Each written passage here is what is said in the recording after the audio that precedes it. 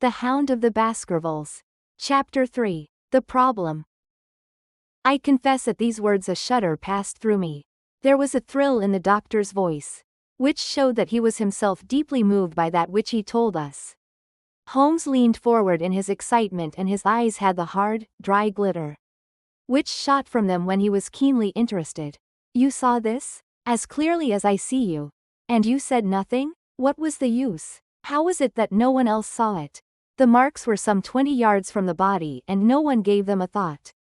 I don't suppose I should have done so had I not known this legend. There are many sheepdogs on the moor? No doubt, but this was no sheepdog. You say it was large? Enormous. But it had not approached the body? No. What sort of night was it? Damp and raw, but not actually raining? No. What is the alley like? There are 2 lines of old yew hedge, 12 feet high and impenetrable. The walk in the center is about 8 feet across. Is there anything between the hedges and the walk? Yes, there is a strip of grass about 6 feet broad on either side. I understand that the yew hedge is penetrated at one point by a gate? Yes, the wicket gate which leads on to the moor. Is there any other opening? None. So that to reach the yew alley one either has to come down it from the house, or else to enter it by the moor gate. There is an exit through a summer house at the far end. Had Sir Charles reached this? No, he lay about 50 yards from it. Now, tell me, Dr. Mortimer, and this is important, the marks which you saw were on the path and not on the grass. No marks could show on the grass. Were they on the same side of the path as the moor gate? Yes, they were on the edge of the path on the same side as the moor gate. You interest me exceedingly. Another point. Was the wicket gate closed? Closed and padlocked. How high was it? About 4 feet high. Then anyone could have got over it? Yes. And what marks did you see by the wicket gate? None in particular. Good heaven. Did no one examine? Yes, I examined, myself. And found nothing? It was all very confused. Sir Charles had evidently stood there for 5 or 10 minutes. How do you know that? Because the ash had twice dropped from his cigar. Excellent. This is a colleague, Watson, after our own heart. But the marks? He had left his own marks all over that small patch of gravel. I could discern no others. Sherlock Holmes struck his hand against his knee with an impatient gesture. If I had only been there, he cried. It is evidently a case of extraordinary interest, and one which presented immense opportunities to the scientific expert. That gravel page upon which I might have read, so much has been long ere this smudged by the rain and defaced by the clogs of curious peasants. Oh, Dr. Mortimer, to think that you should not have called me in. You have indeed much to answer for. I could not call you in, Mr. Holmes, without disclosing these facts to the world. And I have already given my reasons for not wishing to do so. Besides, why do you hesitate? There is a realm in which the most acute and most experienced of detectives is helpless. You mean that the thing is supernatural? I did not positively say so. No, but you evidently think it. Since the tragedy, Mr. Holmes, there have come to my ears several incidents which are hard to reconcile with the settled order of nature. For example, I find that before the terrible event occurred several people had seen a creature upon the moor, which corresponds with this Baskerville demon, and which could not possibly be any animal known to science. They all agreed that it was a huge creature, luminous, ghastly, and spectral. I have cross-examined these men, one of them a hard-headed countryman, one a farrier, and one a moorland farmer, who all tell the same story of this dreadful apparition, exactly corresponding to the hell-hound of the legend. I assure you that there is a reign of terror in the district, and that it is a hardy man who will cross the moor at night. And you, a trained man of science, believe it to be supernatural? I do not know what to believe. Holmes shrugged his shoulders. I have hitherto confined my investigations to this world, said he. In a modest way I have combated evil. But to take on the father of evil himself would, perhaps, be too ambitious a task. Yet you must admit that the footmark is material. The original hound was material enough to tug a man's throat out. And yet he was diabolical as well. I see that you have quite gone over to the supernaturalists. But now, Dr. Mortimer, tell me this. If you hold these views, why have you come to consult me at all? You tell me in the same breath that it is useless to investigate Sir Charles's death. And that you desire me to do it. I did not say that I desired you to do it. Then, how can I assist you? By advising me as to what I should do with Sir Henry Baskerville. Who arrives at Waterloo Station. Dr. Mortimer looked at his watch in exactly 1 hour and a quarter. He being the heir? Yes. On the death of Sir Charles we inquired for this young gentleman. And found that he had been farming in Canada. From the accounts which have reached us he is an excellent fellow in every way. I speak now not as a medical man, but as a trustee and executor of Sir Charles's will. There is no other claimant, I presume? None. The only other kinsman whom we have been able to trace was Roger Baskerville, the youngest of 3 brothers, of whom poor Sir Charles was the elder. The second brother, who died young, is the father of this lad Henry. The third, Roger, was the black sheep of the family. He came of the old masterful Baskerville strain, and was the very image, they tell me, of the family picture of old Hugo. He made England too hot to hold him, fled to Central America, and died there in 1876 of yellow fever. Henry is the last of the Baskervilles. In 1 hour and 5 minutes I meet him at Waterloo Station. I have had a wire that he arrived at Southampton this morning.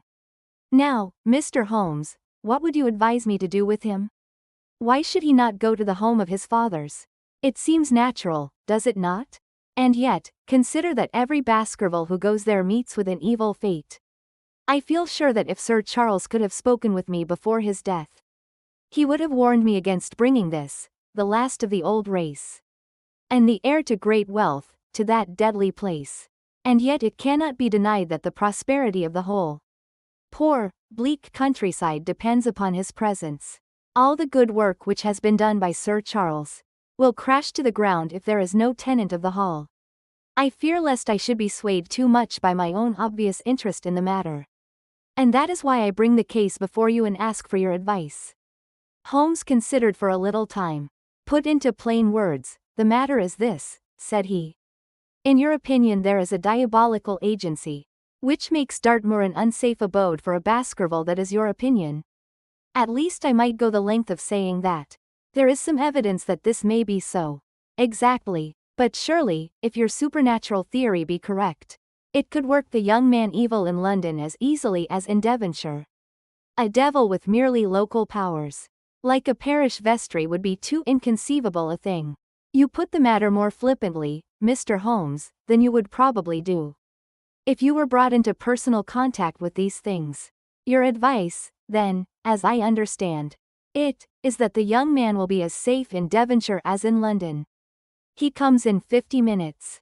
What would you recommend? I recommend, sir, that you take a cab, call off your spaniel, who is scratching at my front door, and proceed to Waterloo to meet Sir Henry Baskerville. And then you will say nothing to him at all, until I have made up my mind about the matter. How long will it take you to make up your mind? 24 hours. At 10 o'clock tomorrow, Dr. Mortimer, I will be much obliged to you if you will call upon me here. And it will be of help to me in my plans for the future. If you will bring Sir Henry Baskerville with you, I will do so, Mr. Holmes. He scribbled the appointment on his shirt cuff, and hurried off in his strange, peering, absent-minded fashion. Holmes stopped him at the head of the stair. Only one more question, Dr. Mortimer. You say that before Sir Charles Baskerville's death, several people saw this apparition upon the moor? 3 people did. Did any see it after? I have not heard of any. Thank you. Good morning. Holmes returned to his seat with that quiet look of inward satisfaction, which meant that he had a congenial task before him. Going out, Watson? Unless I can help you. No, my dear fellow, it is at the hour of action that I turn to you for aid. But this is splendid, really unique from some points of view. When you pass Bradley's, would you ask him to send up a pound of the strongest shag tobacco? Thank you. It would be as well if you could make it convenient not to return before evening.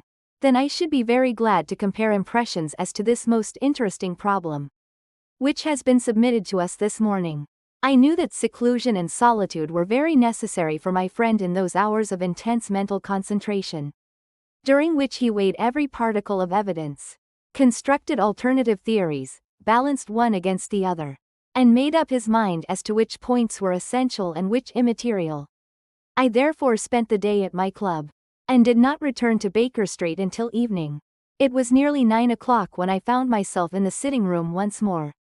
My first impression as I opened the door was that a fire had broken out, for the room was so filled with smoke that the light of the lamp upon the table was blurred by it. As I entered, however, my fears were set at rest, for it was the acrid fumes of strong coarse tobacco which took me by the throat and set me coughing. Through the haze I had a vague vision of Holmes in his dressing gown coiled up in an armchair with his black clay pipe between his lips. Several rolls of paper lay around him. "Caught cold, Watson?" said he. "No, it's this poisonous atmosphere. I suppose it is pretty thick, now that you mention it." "Thick? It is intolerable. Open the window, then. You have been at your club all day, I perceive. My dear Holmes. Am I right?" "Certainly, but how?" He laughed at my bewildered expression. "There is a delightful freshness about you, Watson, which makes it a pleasure to exercise any small powers which I possess at your expense. A gentleman goes forth on a showery and miry day. He returns immaculate in the evening with the gloss still on his hat and his boots. He has been a fixture therefore all day. He is not a man with intimate friends. Where, then, could he have been? Is it not obvious? Well, it is rather obvious. The world is full of obvious things which nobody by any chance ever observes. Where do you think that I have been? A fixture also. On the contrary, I have been to Devonshire. In spirit? Exactly. My body has remained in this armchair and has, I regret to observe, consumed in my absence 2 large pots of coffee and an incredible amount of tobacco. After you left I sent down to Stamford's for the ordnance map of this portion of the moor, and my spirit has hovered over it all day. I flatter myself that I could find my way about. A large-scale map, I presume? Very large." He unrolled one section and held it over his knee. "Here you have the particular district which concerns us. That is Baskerville Hall in the middle. With a wood round it?" "Exactly. I fancy the yew alley, though not marked under that name, must stretch along this line, with the moor, as you perceive, upon the right of it. This small clump of buildings here is the hamlet of Grimpen, where our friend Dr. Mortimer has his headquarters. Within a radius of 5 miles there are, as you see, only a very few scattered dwellings. Here is Laughter Hall, which was mentioned in the narrative. There is a house indicated here which may be the residence of the naturalist Stapleton, if I remember right, was his name. Here are 2 moorland farmhouses, High Tor and Foulmire. Then 14 miles away the great convict prison of Princetown. Between and around these scattered points extends the desolate, lifeless moor. This, then, is the stage upon which tragedy has been played, and upon which we may help to play it again. It must be a wild place. Yes, the setting is a worthy one. If the devil did desire to have a hand in the affairs of men, then you are yourself inclining to the supernatural explanation. The devil's agents may be of flesh and blood, may they not? There are 2 questions waiting for us at the outset. The one is whether any crime has been committed at all. The second is, what is the crime and how was it committed? Of course, if Dr. Mortimer's surmise should be correct, and we are dealing with forces outside the ordinary laws of nature, there is an end of our investigation. But we are bound to exhaust all other hypotheses before falling back upon this one. I think we'll shut that window again, if you don't mind. It is a singular thing, but I find that a concentrated atmosphere helps a concentration of thought. I have not pushed it to the length of getting into a box to think, but that is the logical outcome of my convictions. Have you turned the case over in your mind? Yes, I have thought a good deal of it in the course of the day. What do you make of it? It is very bewildering. It has certainly a character of its own. There are points of distinction about it. That change in the footprints, for example. What do you make of that? Mortimer said that the man had walked on tiptoe down that portion of the alley. He only repeated what some fool had said at the inquest. Why should a man walk on tiptoe down the alley? What then? He was running, Watson, running desperately, running for his life, running until he burst his heart and fell dead upon his face. Running from what? There lies our problem. There are indications that the man was crazed with fear before ever he began to run. How can you say that? I am presuming that the cause of his fears came to him across the moor. If that were so, and it seems most probable, only a man who had lost his wits would have run from the house instead of towards it. If the gypsy's evidence may be taken as true, he ran with cries for help in the direction where help was least likely to be. Then, again, whom was he waiting for that night, and why was he waiting for him in the yew alley rather than in his own house? You think that he was waiting for someone? The man was elderly and infirm. We can understand his taking an evening stroll, but the ground was damp and the night inclement. Is it natural that he should stand for 5 or 10 minutes, as Dr. Mortimer, with more practical sense than I should have given him credit for, deduced from the cigar ash? But he went out every evening. I think it unlikely that he waited at the moor gate every evening.